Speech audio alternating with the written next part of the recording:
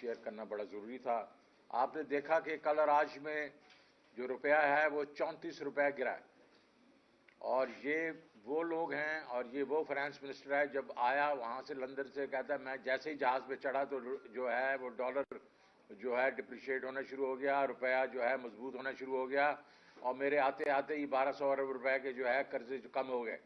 تو آج ان کے ہوتے ہوئے ایک ہی دن میں 34 روپے جو ہے آپ کا جو ہے روپیہ گرا, اور یہ وہ ان کی 200 اور اس وقت 64 روپے پہ جو ہے روپیہ ہے ڈالر کے اگینسٹ, اور ہم جب چھوڑ کے گئے تھے تو 182 روپیہ پہ ڈالر تھا ہمارے ہاں, اور کچھ عرصہ پہلے جو ووٹ آف نو کانفیڈنس جب انہوں نے شروع کیا تھا اس وقت وہ 178 روپے پہ تھا. اب اس سے کیا ہوتا ہے؟ اس سے یہ ہے کہ ظاہر مہنگائی ہوگی اور بہت بڑھ چڑھ کے مہنگائی ہوگی, لیکن جو یہ بھی شور مچاتے تھے کہ 40 مہینوں میں تحریک انصاف نے کوئی تقریباً 19 ارب ٹریلین روپے کا قرضہ بڑھایا ہے, انہوں نے ایک دو دن میں یہ 2 دنوں میں 4.5 ٹریلین روپے کا قرضہ بڑھا دیا. تو ہمارا قرضہ جو بڑھا تھا وہ بھی کوئی ڈیویلیویشن سے بھی تو بڑھا تھا نا, تو اس وقت ان کو یہ وہ یاد نہیں آتا تھا. آج ذرا یہ دیکھیں کہ یہ جب سے یہ آئے ہیں اس وقت ان کا جو قرضہ ہے وہ تقریباً 11 سے 12 ٹریلین روپیہ بڑھا ہے, ابھی تو سال بھی پورا نہیں ہوا. ریزرو جو ہیں وہ گر گئے ہیں, وہ 4 ٹریلین سے نیچے چلے گئے ہیں, اور یہ ریزرو جو 3.7 ٹریلین پہ ہیں ڈالر پہ, اس میں وہ ڈالرز ہیں جو سعودی عربیہ نے آپ کو دیے ہوئے ہیں ڈپازٹ کے لیے, یو اے نے دیے ہوئے ہیں, چائنا نے دیے ہوئے ہیں. تو وہ اگر اس کو ملا لیا جائے تو لگتا ہے کہ یہ ادھار پہ چل رہے ہیں, یہ ایم ٹی پہ چل رہے ہیں. پھر اگر آپ دیکھیں کہ ان کی جو آئی ایم ایف کیوں نہیں ان کے پاس آ رہا, کیونکہ ان کا اس وقت جو بجٹری اور وہ فسکل ڈیفیسٹ ہے, آئی ایم ایف کہہ رہا ہے 3.2 ٹریلین روپے کا ہے. یہ تو 200-300 ارب روپے کے ٹیکسز کی بات کر رہے ہیں اور باقی چیزوں کی. 2.5 ٹریلین کی بات کر رہے ہیں, اور وہ 3.2 ٹریلین کی بات کر رہا ہے. اس کا مطلب ہے کہ یہ ٹیکسز لگائیں گے, یہ پیٹرول کی قیمتیں بڑھائیں گے, یہ سگریٹوں کی قیمت بڑھائیں گے, یہ باقی جو چیز ان کے پلے پڑے گا یہ بڑھائیں گے, اور عوام پہ یہ زور ڈالیں گے. اس وقت ان کے خیال میں جو ایف بی آر کا ریونیو ہے وہ 400 روپے سے کم ہے اپنے ٹارگٹ سے. تو ان کا جو اس وقت جو صورتحال ہے وہ یہ ہے کہ یہ بالکل لیٹ گئے ہیں, اور آئی ایم ایف کو انہوں نے اگر سائن نہیں کیا تو ان کو پیسے نہیں ملیں گے باقی ملکوں سے اور باقی دوستوں سے. تو انہوں نے ابھی ان کو بلایا ہے, اور وہ 30 جنوری کو آ رہے ہیں, 29 کو, اور یہ ان کے سامنے آپ دیکھیں گے جو یہ ادھر اگری کریں گے وہ ہماری عوام پہ بہت بڑا بوجھ ہوگا. اور اس کے بیچ میں جو میں نے چیزیں بتائی ہیں آپ کو, اس میں پیٹرول کی پرائسز, ڈیزل کی پرائسز, باقی عام چیزوں کی پرائسز کے اوپر بوجھ بڑھے گا, اور یہ ٹیکسز بڑھیں گے, اور بزنسز کے لیے ٹیکسز بھی بڑھیں گے.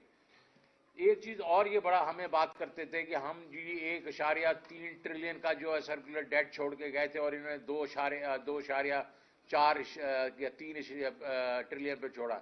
ابھی ان کا جو وہ سرکولر ڈیٹ ہے وہ 123 ارب روپیہ پر منتھ بڑھ رہا ہے, وہ 3.2 ٹریلین پہ چلا گیا ہے.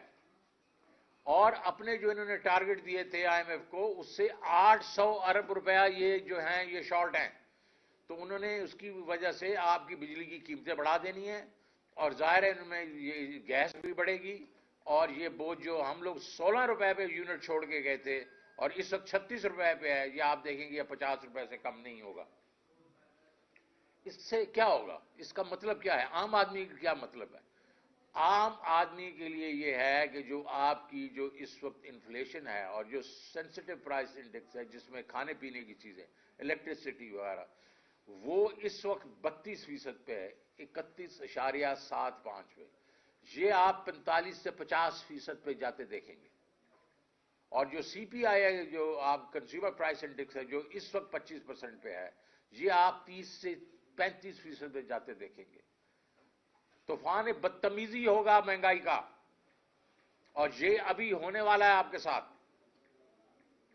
اس کے بعد جو ہے بزنسز کی جو ہے وہ ان کی جو ہے کاسٹ بڑھ جائے گی, جب ان کی کاسٹ بڑھے گی تو وہ بند ہو رہی ہیں ابھی اور بند ہونا شروع ہو جائیں گی اور ان امپلائمنٹ زیادہ ہونا شروع ہو جائے. اس وقت جو تخمینے ہیں وہ کئی تخمینے ہیں جو ٹیکسٹائل والے کہہ رہے ہیں ہمارے کوئی 70 لاکھ بندے جو ہیں فارغ ہو گئے ہیں, دوسری انڈسٹری والے کہتے ہیں 50 لاکھ ہو گئے ہیں. اب اس کے اوپر کوئی کیونکہ وہ کوئی کریڈیبل سورسز سے نہیں آ رہے تو میں اس کے اوپر وہ کامنٹ نہیں کروں گا, لیکن اتنا ضرور کہوں گا کہ بزنسز بند ہو رہی ہیں اور لوگوں کی روزگار جا رہی ہے. اور اس میں ایک اور چیز جو آپ کو میں بتا دوں جو ابھی ہو چکی ہے اور یہ مان نہیں رہے اس کو, 6% جو ہماری اکانومی گرو کر رہی تھی وہ اس وقت یہ خود کہہ رہے ہیں کہ 1 سے 1.5% ہوگی, لیکن ہمارا تخمینہ ہے کہ یہ نیگیٹو گروتھ ہوگی. کتنی ہوگی یہ وقت بتائے گا, لیکن اس وقت جو آپ کی اکانومی ہے جو ہم 2 سال میں 5.74 اور 6% پہ لے کے گئے تھے, انہوں نے اس کو بالکل کھڑا کر دیا ہے, روک دیا ہے.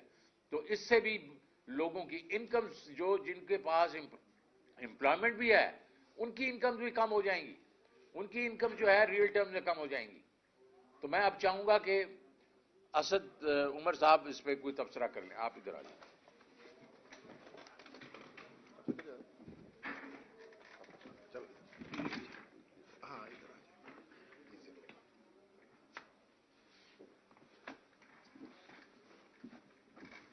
شکریہ شوکت.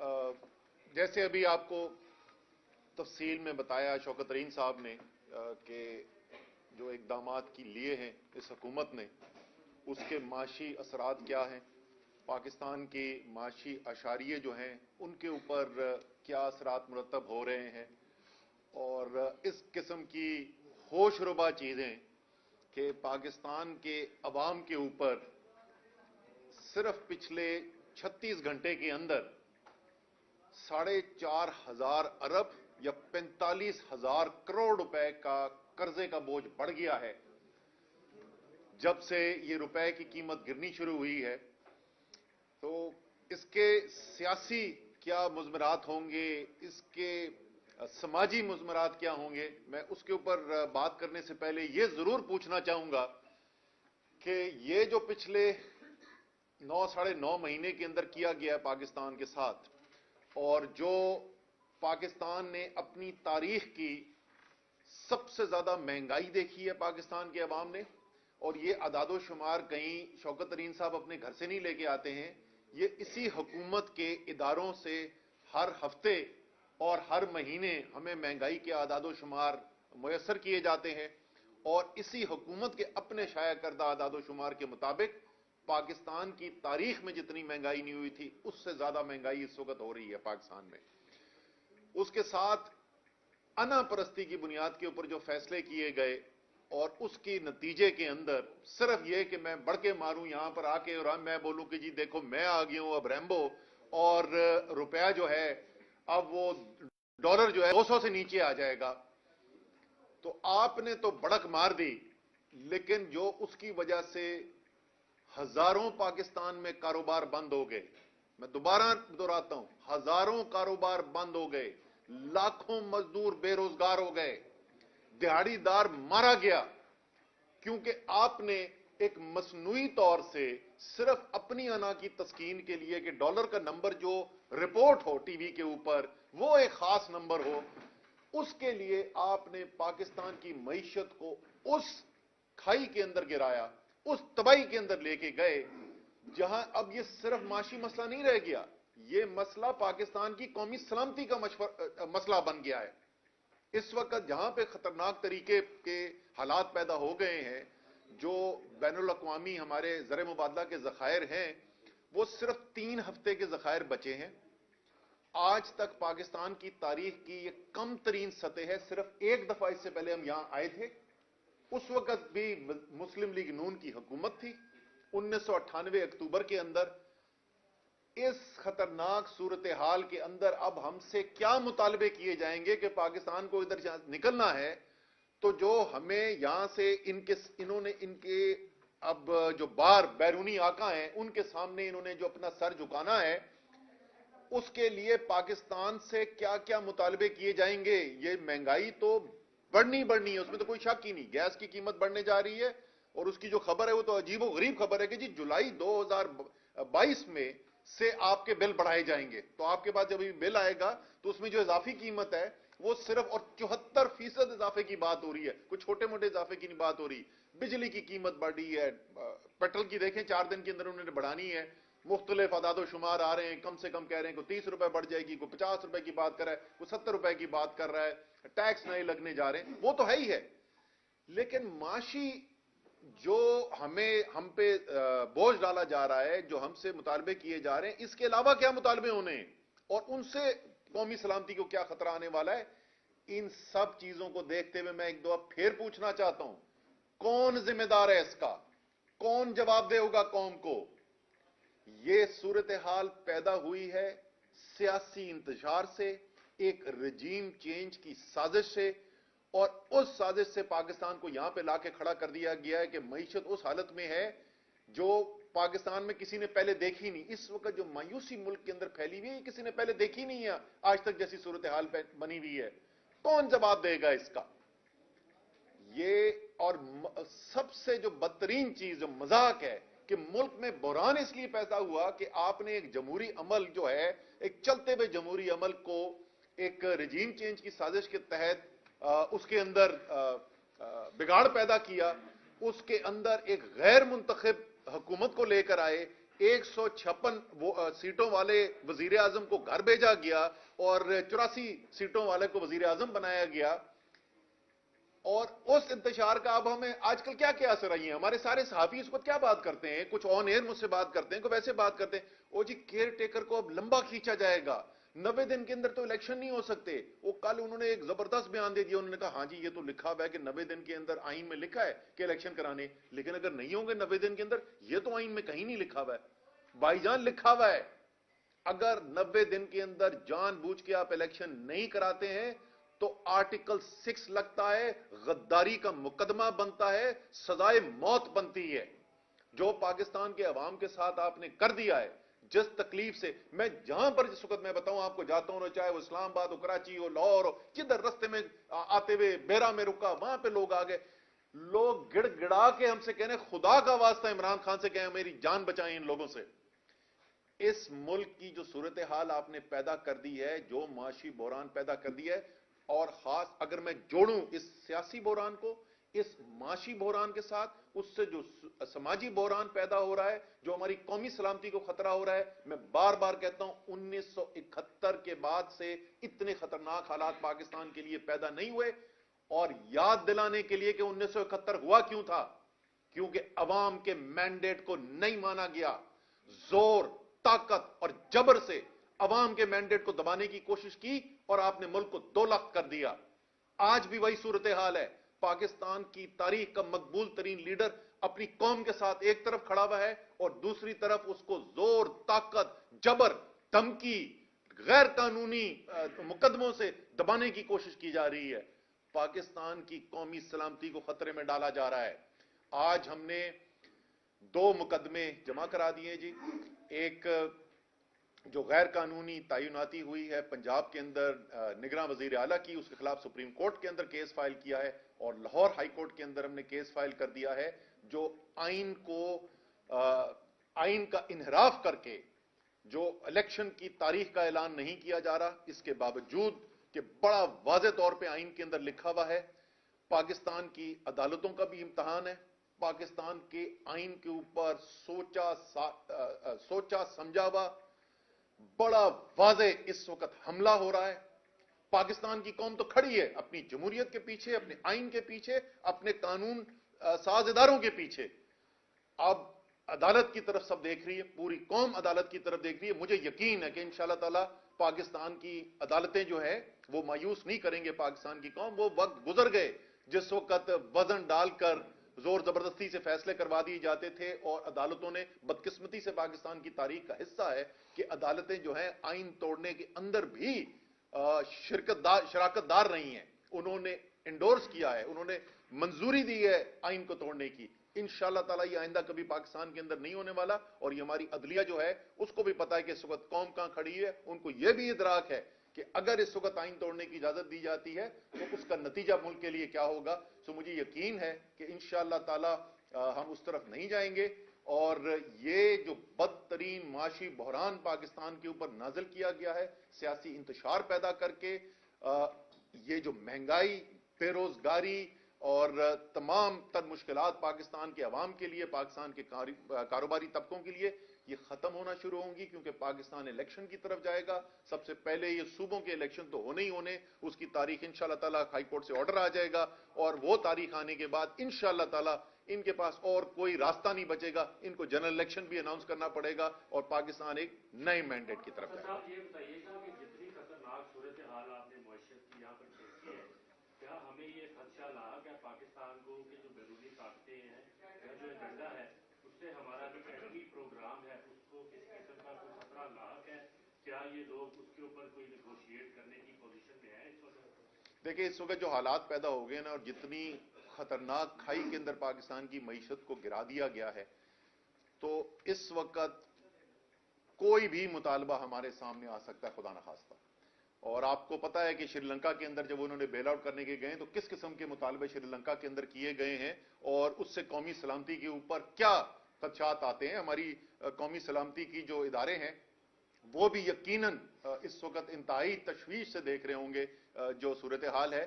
تو جیسے میں نے کہا صورتحال پیدا کر دی گئی ہے, جہاں سے کسی کو لگ ہی نہیں رہا کہ یہ اس کھائی سے نکلیں گے کیسے, خاص طور پہ اگر ہم ایک نئے مینڈیٹ کی طرف نہ گئے تو کوئی بھی مطالبہ جو ہے وہ رد نہیں کیا جا سکتا کہ اس کا امکان ہے.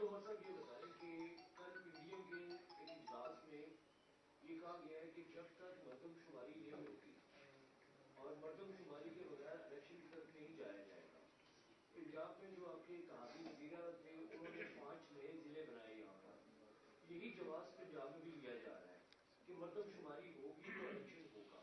اگر یہ جواز بنایا جاتا ہے تو کس حد تک آپ کو امید ہے, کیونکہ یہ وہ کہہ رہے ہیں سی میں بھی یہ لے کے جائیں گے, اکنامک کوآرڈینیشن کمیٹی میں بھی یہ معاملہ لے کے جائیں گے, کس حد تک آپ کو توقع ہے کہ عدالت اس پارلیمانی معاملے میں مداخلت کرے گی؟ 100% کرے گی, کیونکہ یہ اختیار ہی نہیں ہے مشترکہ مفادات کونسل کی. ایک سفید جھوٹ بھی بولا جا رہا ہے, وہ کہہ رہے ہیں کہ یہ تو پہلے مشترکہ مفادات کی کونسل نے فیصلہ کیا تھا کہ اگلا الیکشن جو ہوگا وہ نئی مردم شماری کے بعد ہوگا. پہلی بات تو یہ جھوٹ ہے, کبھی ایسا کوئی فیصلہ ہوا ہی نہیں. دوسری بات یہ ہے کہ اگر مشترکہ مفادات کی کونسل کل یا آج ایسا فیصلہ کرنے کی کوشش بھی کرے تو وہ یہ فیصلہ نہیں کر سکتی, کیونکہ یہ ماورائے آئین فیصلہ ہوگا. آئین بڑا واضح بات کرتا ہے. آئین کہتا ہے کہ جو بھی حتمی منظور شدہ آپ کا مردم شماری ہے اس کی بنیاد کے اوپر حلقہ بندی ہوگی, اور جو بھی الیکشن ہوگا جو اس کے اوپر حلقہ بندی ہوئی اس پہ الیکشن ہونا ہے. جو 2017 کے اندر عبوری منظوری دی گئی تھی وہ ہماری حکومت آنے کے بعد اس کی حتمی منظوری دے دی گئی. اس حتمی منظوری کے بعد اس مردم شماری کے اوپر 2017 کی مردم شماری کے اوپر الیکشن کمیشن آف پاکستان نے نئی حلقہ بندیاں کر دی.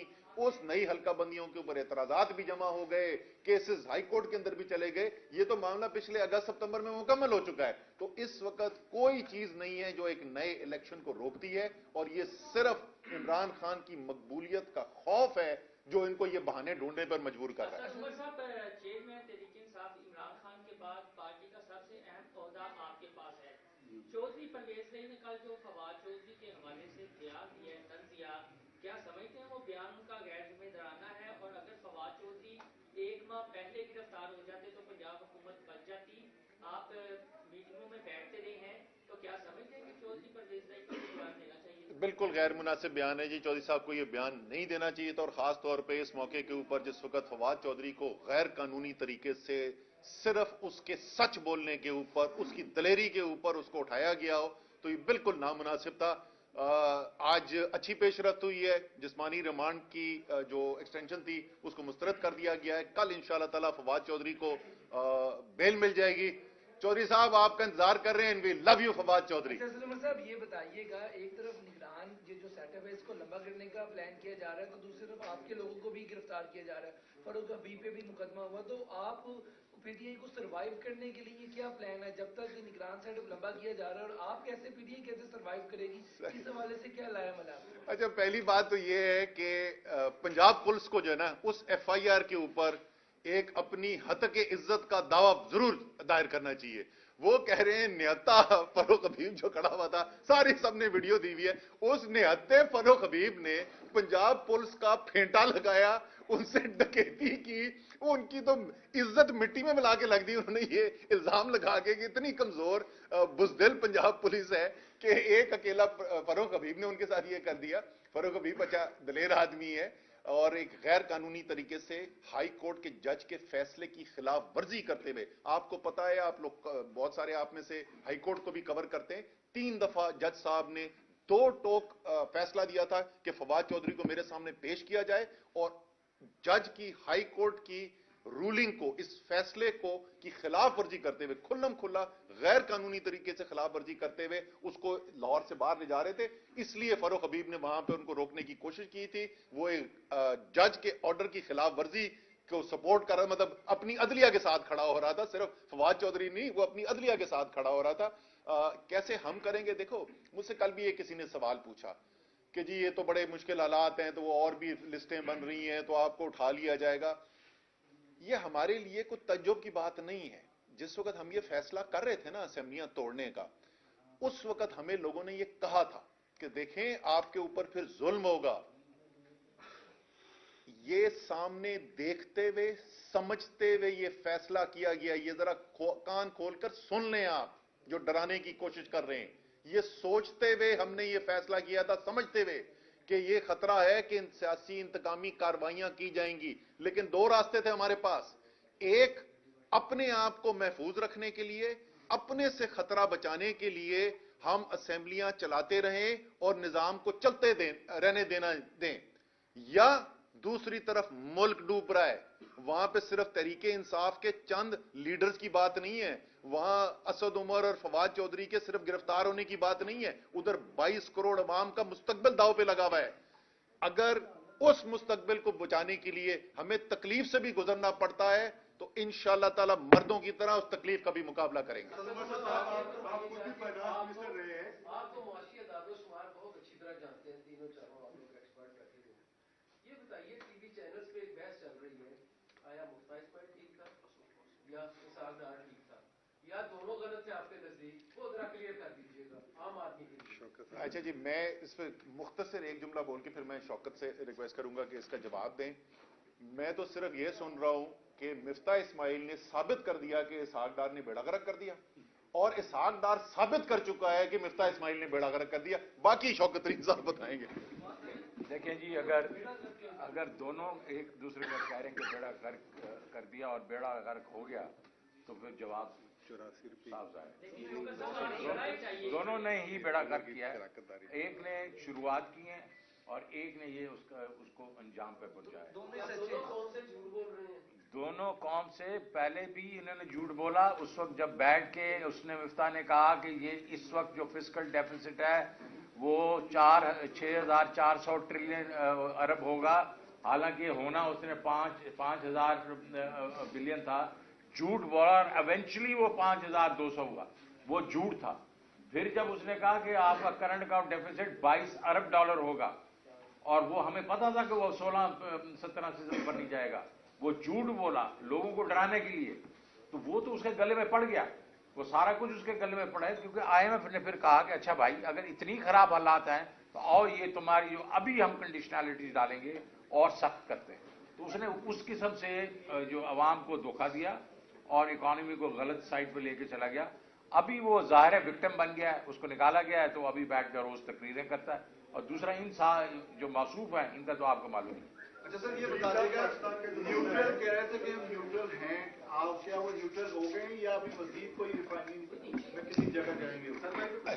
اچھا جی, جو جہاں تک نیوٹرلٹی کی بات ہے, میں تفصیل سے پہلے بھی اس کے اوپر بات کر چکا ہوں. اس وقت ہمیں آثار نیوٹرلٹی کے نظر نہیں آ رہے, اور میں آپ کو بتا دیتا ہوں کہ اس کی بنیاد کیا ہے, کیوں میں یہ کہہ رہا ہوں, اور جہاں پہ کچھ فرق بہتری نظر آئی ہے میں وہ بھی بتا دیتا ہوں. ہمیں میڈیا سے ضرور یہ خبر آئی ہے, چینلز ہمیں بتاتے ہیں کہ پہلے جس قسم کی بندش تھی اور جس قسم کا دباؤ تھا تحریک انصاف کی کوریج پہ عمران خان کی تقریروں کے اوپر, اس کے اندر کمی ضرور محسوس کی گئی ہے.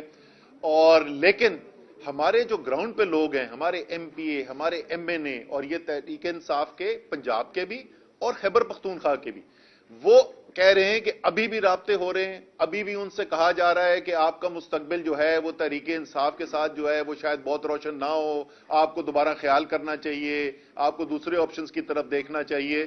تو جیسے فواد چودھری نے کہا تھا آج سے 2-3 دن پہلے کہ 50% کوئی امپرومنٹ ہے, تو شاید کچھ ایریاز کے اندر امپرومنٹ ہو, لیکن مجموعی طور پر ہمیں امپرومنٹ نہیں نظر آتی ہے. اور یہ بھی میں بول دوں کہ یہ بھی بہت سارے لوگوں کا تاثر ہے, بشمول بہت بڑا حصہ جو صحافتی برادری کا ہے, کہ جس طریقے سے جیسے ہی نگراں حکومتیں بنی ہیں اور انہوں نے ایک دم سے سیاسی انتقامی کارروائیاں شروع کی ہیں, تو یہ اتنا جو تگڑا ان کا ہاتھ ہے, یہ صرف ان کا نہیں ہے, ان کے پیچھے بھی کوئی مضبوط طاقت جو ہے اس کی حوصلہ افزائی موجود ہے. یہ میں آپ سے وہ بات کر رہا ہوں جو کیمرے کے اوپر زیادہ تر لوگ نہ کرتے ہوں, لیکن باقی گراؤنڈ کے اوپر جو ہے سب یہی بات کر رہے ہیں. بہت شکریہ. آپ جو پہلے بھی جب آئے آپ نے کہا کہ ہمارا tax to G D P کا یہ چلتا رہا. سلیم صاحب آئے, انہوں نے بھی کہا کہ ہماری معیشت کافی خراب ہے. یہ معیشت کی خرابی جو ہماری یہ کتنے سالوں میں دور ہوگی؟ آج نہیں آنے والی حکومت جو ہے وہ پوری حکومت کے کھاتے میں ڈال دیتی ہے, عوام کے اوپر بوجھ پڑتا جا رہا ہے. جو آپ لوگوں کی پالیسیز تھی, آپ بھی آئی ایم ایف کے پاس گئے, آئی ایم ایف کا پلان آیا, آپ نے ایگزیکیوٹ کرنا شروع کر دیا. یہ گورنمنٹ بھی آئی ایم ایف کے پاس گئی, اس سے پلان لے گی, اسی کو ایگزیکیوٹ کرے گی. عوام جو کیا کبھی آئی ایم ایف نے یہ کہا کہ آپ ٹیکسیشن جو ہے صرف امیر لوگوں پہ کریں گے اور غریب عوام کو وکٹمائز نہیں کریں گے؟ اچھا جی, اب شوکت جو ہے آپ کو بتائیں گے کہ جب وزیر اعظم عمران خان تھے تو یہ معیشت چھوڑ کے کہاں آئے تھے, اس سے پتہ چل جائے گا کہ واقعی میں اتنی خراب حالات تھے یا نہیں. جی بڑی مہربانی. دیکھیں یہ بڑا امپورٹنٹ سوال ہے اور بڑی دنیا ہمارے سے پوچھ رہی ہے کہ آپ نے 4 سال میں کیا کیا, اور جو ہے آپ کی ذمہ داری بھی کتنی بنتی ہے, اور آپ فیوچر میں کیا کریں گے. پہلی بات تو یہ ہے کہ اکنامک سروے پڑھ لیں جو کہ 22 مئی کو انہوں نے نکالا, انہوں نے دستخط کر کے نکالے, اور اس کے بیچ میں 17 سال میں سب سے زیادہ ترقی ہوئی. اس میں 17 سال میں سب سے زیادہ ایکسپورٹس تھیں, ٹیکسز تھے, اس میں سب سے زیادہ ریمیٹنسز تھیں, اور ہم اس طرف جا رہے تھے کہ ہماری جو اس 9.4% مہنگائی تھی اور 30% ہمارا جو تھا وہ ریونیو بڑھا. اس کا مطلب ہے ریئل جو ہمارا ہے وہ 21% ہمارا ٹیکس بڑھا, یہ پہلے کبھی نہیں ہوا. اس دفعہ انہوں نے جو 10 مہینوں میں بڑھایا ہے وہ یہ ہے کہ 15%, 15.5% پہ ان کا ریونیو بڑھ رہا ہے, اور 25% پہ انفلیشن ہے.